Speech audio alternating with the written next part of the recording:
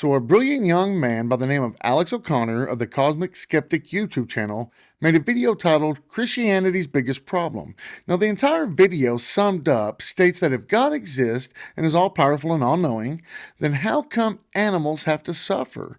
Now, this is a very great question, and so join us now as we respond in this video coming right up. So atheist Alex O'Connor has a very popular YouTube channel named the CosmicSkeptic. In fact, he has over 400,000 subscribers. I mean, this kid is absolutely brilliant. He truly is. And I mean, honestly, I'm just trying to get to 1,000 subscribers. So if you would like to help me out with that and show your support for our channel, please consider liking this video, commenting and subscribing, and hitting that bell notification. It is greatly appreciated. Now let's move on. Alex wants to know why there's so much animal suffering in the world if God truly exists. And he does, but not just domesticated animals like dogs and cats, but also animals of the wild such as zebras, lions, and bears, and so forth. So now, Alex, I have literally done a lot of research of this topic, and I discovered an answer to your question in a video from 1994. Here's that video right now.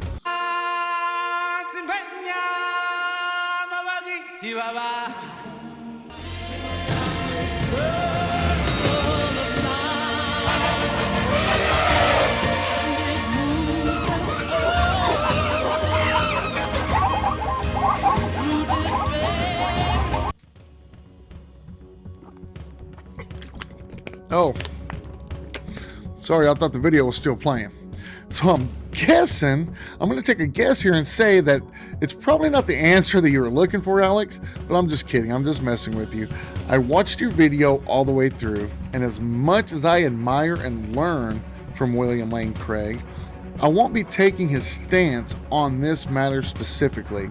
In fact, I agree with you on some of your objections to his claims. My answer is going to come in many parts, so just bear with me a little bit. But the most basic answer I can give is, I don't know. I can't tell you why God didn't create a different way for animals to feed other than by some of them having to suffer by getting attacked or a tree falling on a deer like you mentioned in your video. The Bible just never tells us that. Now, I know why I don't know, and that's because I'm finite and God's infinite. His ways are higher than my ways. His thoughts exceed that of my finite mind. But I do have some speculations and guesses. So let's start off with why I believe animals have to suffer at the hands, or paws if you will, of other animals. Premise 1. Animals need to feed.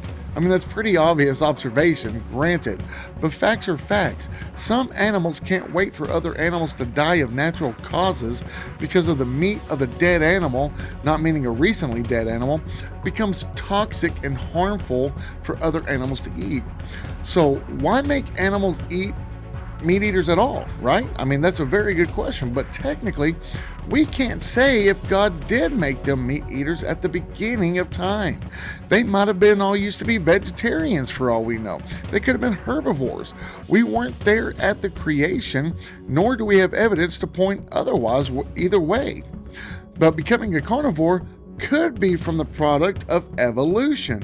And yes, I do believe in evolution, microevolution, not macroevolution. I do believe that that is at least plausible. Would you not agree with that? 2. Animals feeding off each other helps control the population. Without animals dying at the rate that they do, this world would be overpopulated with wild animals, and people would be dying and killing animals at an unprecedented rate. I mean, people dying from animal attacks is way worse than animals dying from the acts of humans. Now, why is that? Because the Bible, if it is true, and it is, then people and only people are made in the image of God, not a lion or a bear. Number 3, God gave animals one major instinct, and that is for survival. They aren't designed to think rationally or to have an instinct of empathy towards other animals.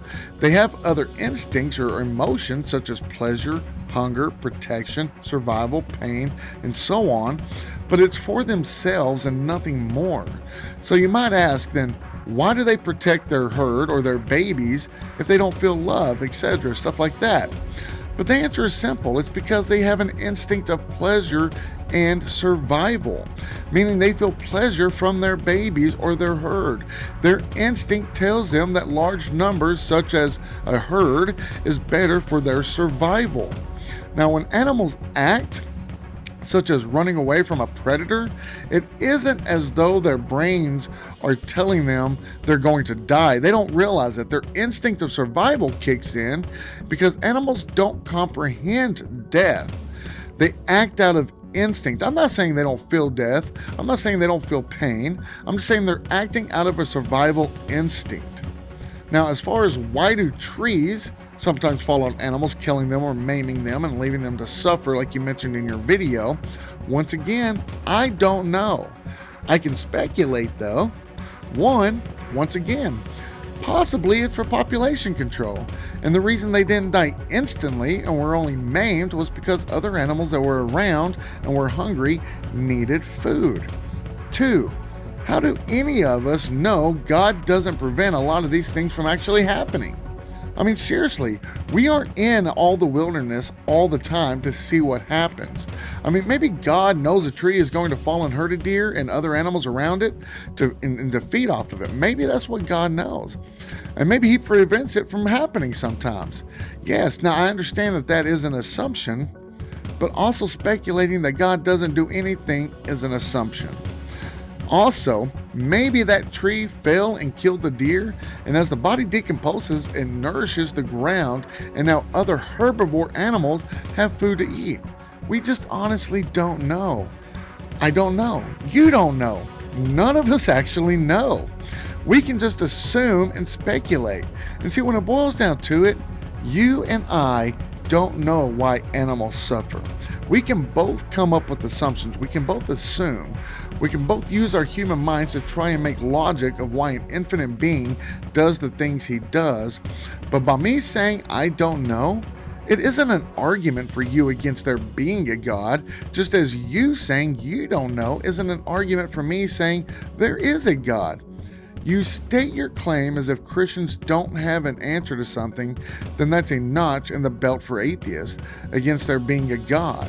I mean, that's just as ridiculous as a Christian claiming that since an atheist can't answer all the questions that they have, that's a notch in the belt for them saying that there is a God. But what it really just gets down to it is that neither a Christian nor an atheist have the burden of proof to prove one way or another. What each party does have is evidence that will lead people to one way or the other, believing in God or not believing in God.